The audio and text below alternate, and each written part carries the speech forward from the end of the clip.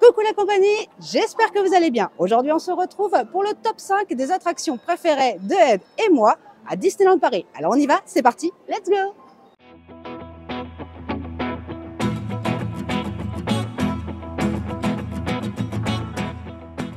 N'hésitez pas à vous abonner, liker, commenter et partager si ce n'est pas déjà fait. Bonjour! Merci!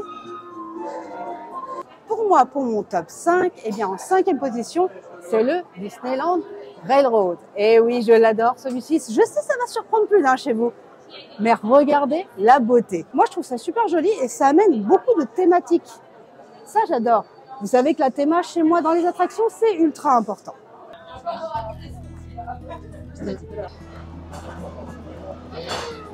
J'adore ce passage-là. Il est vraiment incroyable. Niveau nature, avec les bruitages, les animaux et tout ce qui va avec, c'est superbe. Un petit coin de nature. Il manquerait plus que ça soit animatronique et ce serait parfait. Et alors, cette entrée dans Frontierland. Voici Frontierland. Je viens de le dire. Fabuleux Far West américain. Où les Super. enfants serpentent en toute liberté et où la fortune est au bout du rêve. This is the legendary American Road, where the river. Moi, c'est ça que j'aime bien aussi. La théma dans cette attraction est super sympa et le fait de passer de gare en gare et de land en land, je trouve que ça donne un petit plus. J'aime bien aussi les tenues des cartes. On est totalement dans la théma. C'est nature, peinture, et voilà le haut poste. À l'œil nu, hein, parce qu'à la caméra, on voit pas grand-chose. Par contre, on voit très bien la Jeep d'Indiana Jones. Enfin, je crois. Avant, la gare de Fantasyland permettait de monter à l'intérieur. Maintenant, c'est fini. C'est bien dommage. J'aimerais bien pouvoir revoir Fantasyland fonctionner. Bon, on va se contenter de petits regards sur les travaux. Oh, mais je vois que le livre est en réhab. Ça, c'est une super idée. Il était temps. Il était légèrement fatigué, le livre. Ne manquez pas du panoramique Fantasyland, le plus joyeux des Roms. Bon, on finit par le dernier land, Discoveryland, celui que Ed adore. Regardez ça. Le land des visionnaires, des inventeurs aussi. Et de toute personne avec beaucoup d'imagination. Et oui, Hyper. Le préféré de Ed. Oui.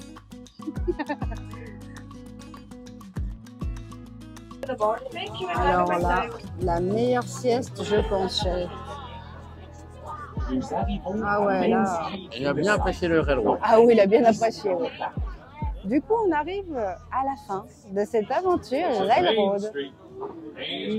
Ah, passons maintenant à la 5e place de Ed. Eh non, vous ne rêvez pas. Et oui, il fait bien partie de mon top 5 et je le mets en 5e position. Dumbo the Flying Elephant. Alors pourquoi? Parce que c'est une attraction familiale où tout le monde peut y aller et en plus c'est bien reposant. Et puis surtout, petite astuce, si vous venez à vous coucher de soleil, quand vous montez en haut de Dumbo, eh ben vous avez une belle vue sur Fantasyland. Et moi c'est ce que j'adhère. Et en plus personnellement, il supporte mon poids, cet éléphant.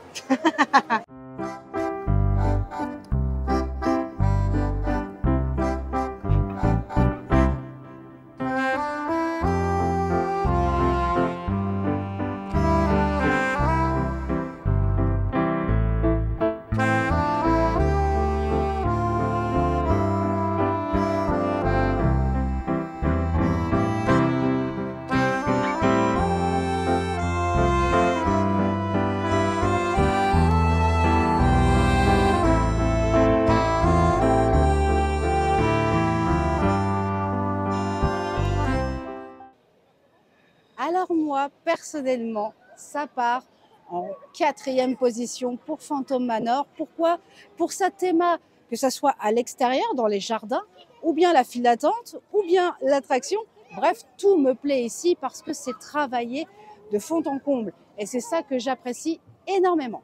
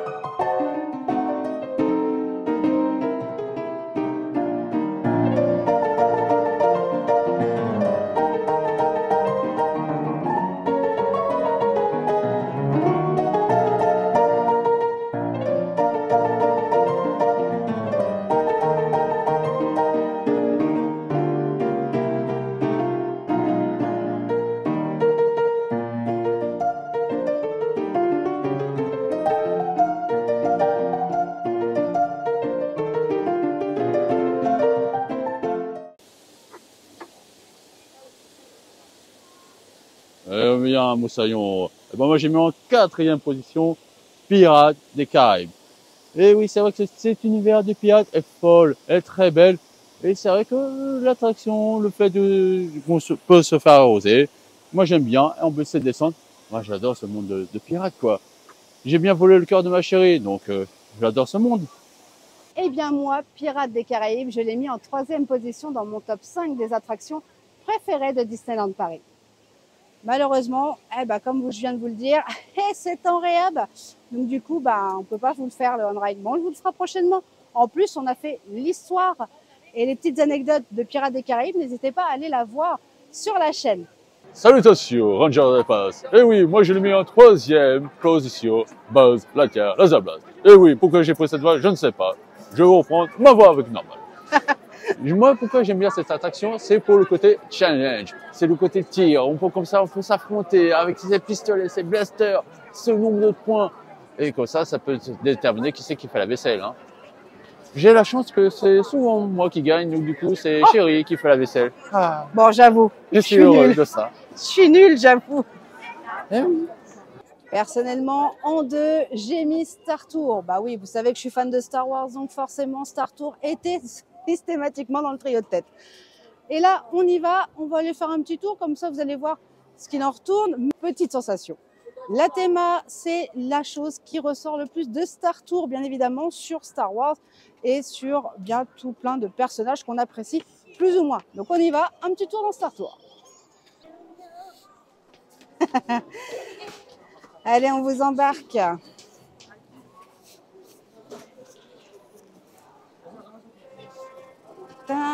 Alors là, c'est clairement pas monétisable, mais c'est pas grave. Allez, on va vous emmener. Allez, là, nous sommes dans la première salle avec, bien évidemment, le Star Speeder 1000 et les départs et la petite pub qui arrivera après. La météo galactique, on peut retrouver plein d'informations sur cet écran. Le Star Speeder. Et ouais, comme je disais, plein d'infos. Très intéressant pour Messire. Là aussi, très intéressé. Hey Rex!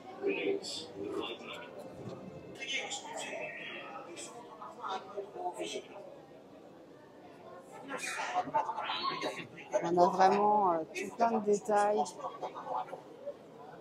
Tout plein de détails ici. Et on est vraiment en immersion totale puisque on peut voir réservé aux passagers. Chose qu'on voit souvent dans les aéroports. Rex, notre ami Rex, qu'on n'a pas vu depuis un petit moment. Et à côté, les gars, vous savez qui c'est? R4D4. R4D4?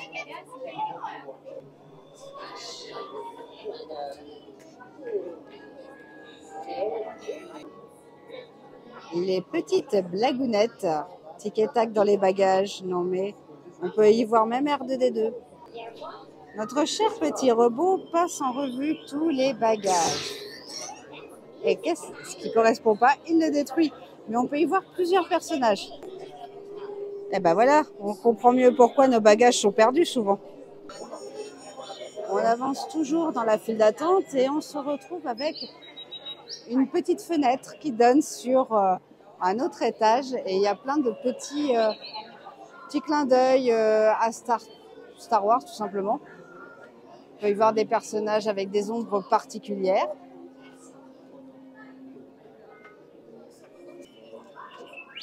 Comme par exemple R2D2, reconnaissable entre mille. Et parfois, vous pouvez même le voir avec une casquette Mickey.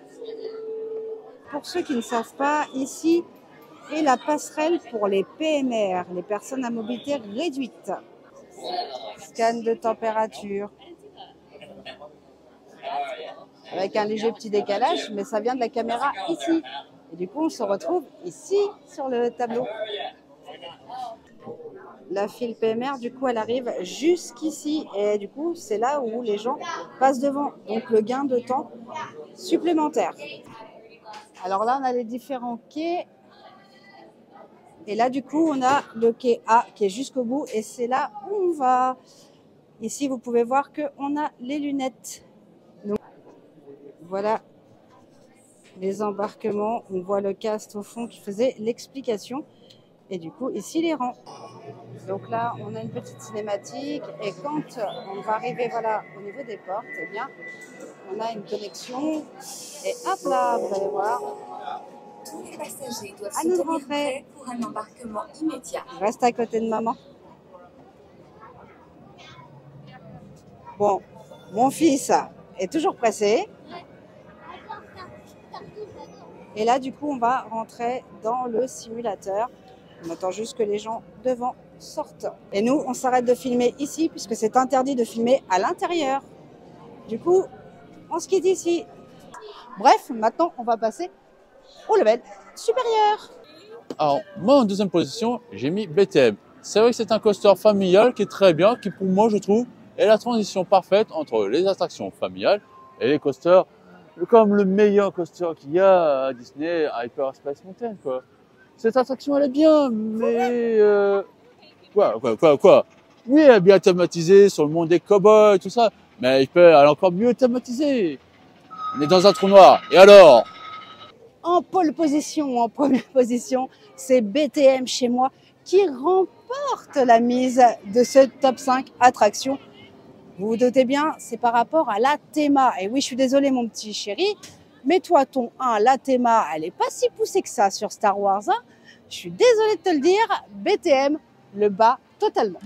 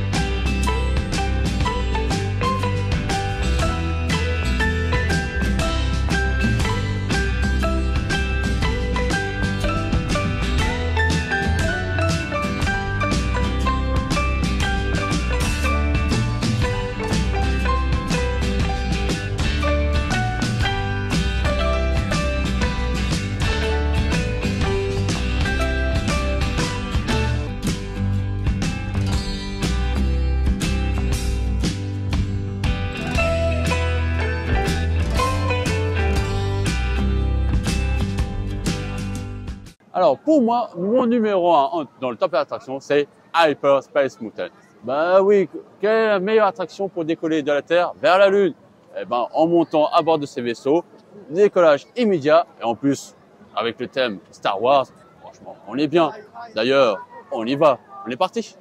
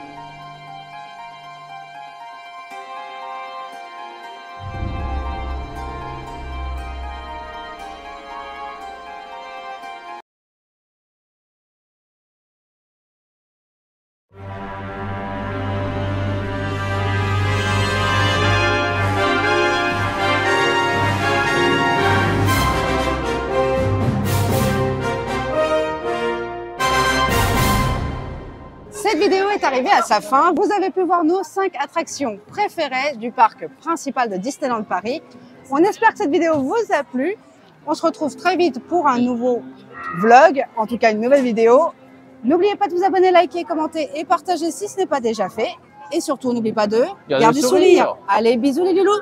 Ciao, ciao.